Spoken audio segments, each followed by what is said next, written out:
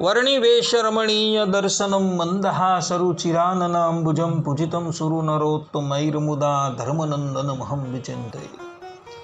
असतो मा षड्गमय तमसो मा ज्योतिर्गमय मृत्युर्मा अमृतं गमय। ओम शांति शांति शांति। अस्मद्गुरु समारंभां नाथयामुनमध्यमां लक्ष्मीवल्लभपर्यन्तां वंदे गुरु परंपरा। આજની જ્ઞાન સભાની અંદર પધારનારા બધા જ ભગવદ્ ભક્તોને વેદાંતાચાર્ય પુરાણ ઇતિહાસાચાર્ય એમએ ફિલોસોફી શાસ્ત્રી રાકેશભાઈના હેતપૂર્વક જય સ્વામિનારાયણ।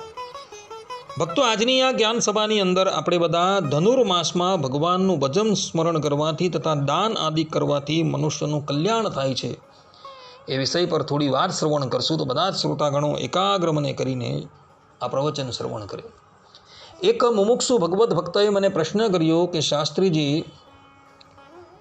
માગસર માસમાં સૂર્યદેવ ધનરાશિમાં પ્રવેશ કરે છે ત્યારે ધનુર્માસનો પ્રારંભ થાય છે, તો આ ધનુર્માસમાં ભગવાનનું ભજન સ્મરણ કરવાથી તથા દાન આદિ કરવાથી મનુષ્યને શાની પ્રાપ્તિ થાય છે એ વિષય પર આપ થોડું પ્રવચન કરો। શું એ સંબંધમાં શાસ્ત્રોની અંદર કોઈક પ્રમાણ જોવા મળે છે? ત્યારે અમે એમને કહ્યું કે હા, શાસ્ત્રોની અંદર એ સંબંધમાં પ્રમાણ જોવા મળે છે કે ધનુર્માસમાં ભગવાનનું ભજન સ્મરણ કરવાથી તથા દાન આદિ કરવાથી મનુષ્યનું કલ્યાણ થાય છે। જેમ કે શિવપુરાણ વિદ્યેશ્વર સંહિતા 16મા અધ્યાયના 60થી લઈને 70મા શ્લોકમાં ભગવાન શંકરના પાર્ષદ એવા નંદિકેશ્વર ઋષિઓને કહે છે કે લવણાય સતૈલાનામ માસાદીનામ ચ દાનતઃ ત્રિકૂટ ફલગંધાનામ ફલાદીનામ ચ દાનતઃ દ્રવાણામ કઠિનાનામ ચ પૃષ્ઠેન પલમાનતઃ સ્વર્ગ પ્રાપ્તિર્ધનુર્માસે યુષઃ કાલે ચ પૂજનમ શિવાદીનામ ચ સર્વેષાં ક્રમાત વૈ સર્વસિદ્ધયે શાલન્યન્નસ્ય હવિષ્યસ્ય નૈવેદ્યમ ષષ્ઠમુચ્યતે વિવિધાન્નસ્ય નૈવેદ્યમ ધનુર્માસે વિશિષ્યતે માર્ગશીર્ષે અન્નદસ્યૈવ સર્વમિષ્ટ ફલમ ભવેત પાપક્ષયમ ચેષ્ટસિદ્ધિમ ચા આરોગ્યમ ધર્મમેવ ચ સમ્યક વેદ પરિજ્ઞાનમ ષડ અનુષ્ઠાનમેવ ચ ઇહામૂત્ર મહાભોગાન અંતે યોગમ ચ શાશ્વતમ વેદાંત જ્ઞાન સિદ્ધિમ ચ માર્ગશીર્ષાન નદો લભેત માર્ગશીર્ષે યુષકાલે દિનત્રયમ અથાપિ ચ યજેત દેવાન ભોગકામો ના ધનુર્માસિકો ભવેત યાવત સંગવ કાલમ ચ ધનુર્માસો વિધીયતે ધનુર્માસે નિરાહારો માસ માત્રમ જીતેન્દ્રિય। આ મધ્યાહ્નમ જપેદ વિપ્રો ગાયત્રીમ વેદમાતરમ પંચાક્ષરાદિકાન મંત્રાન પશ્ચાદ આસુપ્તિકમ જપેદ જ્ઞાનમ લબ્ધ્વા ચ દેહાંતે વિપ્રો મુક્તિમ વાપ્નુયાત અન્યેષાં નરનારીણામ ત્રિહિષ્ણાનેન જપેન ચ સદા પંચાક્ષરસ્યૈવ વિશુદ્ધમ જ્ઞાનમાપ્યતે ઇષ્ટમંત્રાન સદા જપ્ત્વા મહાપાપક્ષયમ લભેત। અર્થાત કે ધનુર્માસમાં અનેક પ્રકારના અન્નનું નૈવેદ્ય ધરાવવું અર્થાત કે ભગવાનને ધરાવવું પણ શ્રેષ્ઠ ગણાય છે। માગસર મહિનામાં અન્નનું દાન કરનારાને સર્વ ઈચ્છિત ફલ પ્રાપ્ત થાય છે।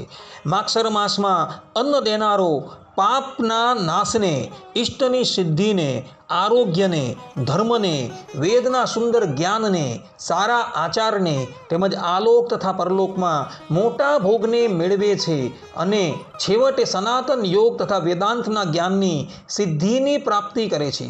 અથવા ભોગ ઈચ્છનારાને ધનુર્માસમાં 3 દિવસ સુધી પ્રાતઃકાળે દેવપૂજન કરવું, પરંતુ ધનુર્માસને વ્યર્થ જવા દેવો નહીં। ધનુર્માસમાં નિત્ય સવારના 3 મુહૂર્ત સુધીનો કાળ ઉત્તમ ધનુર્માસ ગણાય છે।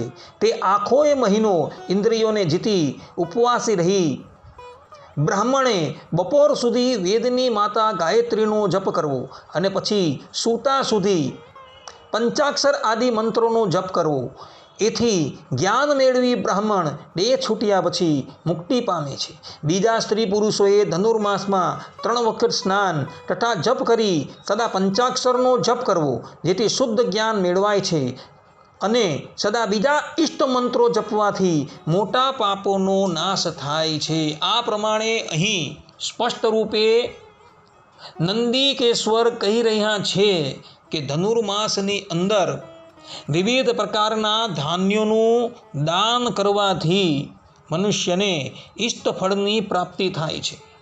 જે શિવપંથી છે એ પંચાક્ષર મંત્રનો જાપ કરે તથા વિષ્ણુપંથી છે એ પોતાના સંપ્રદાય પ્રમાણે મંત્રનો જો જાપ કરે તો એ બધા જ પાપોથી મુક્ત થઈને અંતે પરમાત્માના ધામમાં પ્રવેશ કરે છે.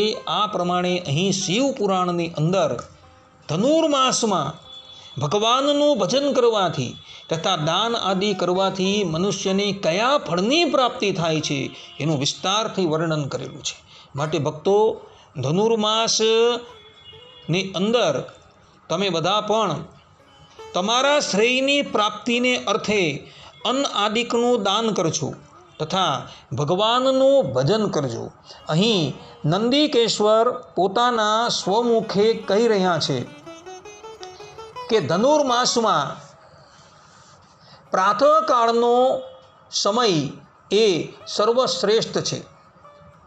માટે પ્રાતઃકાળના સમયે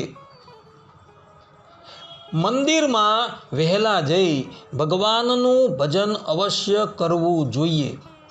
નંદિકેશ્વર સ્પષ્ટ રૂપે કહી રહ્યા છે કે ધનુર્માસમાં દરરોજ સવારના 3 મુહૂર્ત સુધીનો કાળ ઉત્તમ ધનુર્માસ ગણાય છે. તો આ કાળ દરમિયાન મનુષ્યએ ભગવાનનું ભજન કરી લેવું. પ્રાતઃકાળે મંગળા થતી હોય તો મંગળાની અંદર આવી ભગવાનનું ભજન સ્મરણ કરી લેવું, કારણ કે એ સમય અતિશય ઉત્તમ મનાય છે. જો મંદિરમાં અવાય એવી પરિસ્થિતિ ન હોય તો ઘરે બેઠા બેઠા ઠાકોરજીનું ભજન કરી લેવું, કારણ કે ધનુર્માસમાં પ્રારંભના 3 મુહૂર્તનો સમય એ અતિ ઉત્તમ માનવામાં આવેલું છે. એક મુહૂર્ત એટલે 48 મિનિટ. એવી 48 મિનિટને તમે 3 ગુણાકાર કરો તો એમાંથી જેટલો સમય આવે એટલો સમય ધનુર્માસમાં ઉત્તમ માનવામાં આવેલો છે. તો બધા જ ભગવદ્ ભક્તો આ વાત જે છે એ આત્મસાત કરી લે અને ધનુર્માસમાં પ્રાતઃકાળે ભગવાનનું ભજન અવશ્ય કરે તથા વિવિધ પ્રકારના દાનો પણ કરે.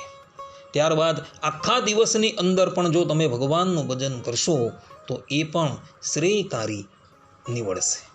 આટલું કહીને હું મારા પ્રવચનને અહીં વિરામ આપું છું. સર્વે સંતુ નિરામયઃ, સર્વે સુખીનો ભવંતુ, સર્વભદ્રાણિ પશ્યન્તુ, મા કશ્ચિદ દુઃખ ભાગ ભવેત. અસ્તુ. જય સ્વામિનારાયણ.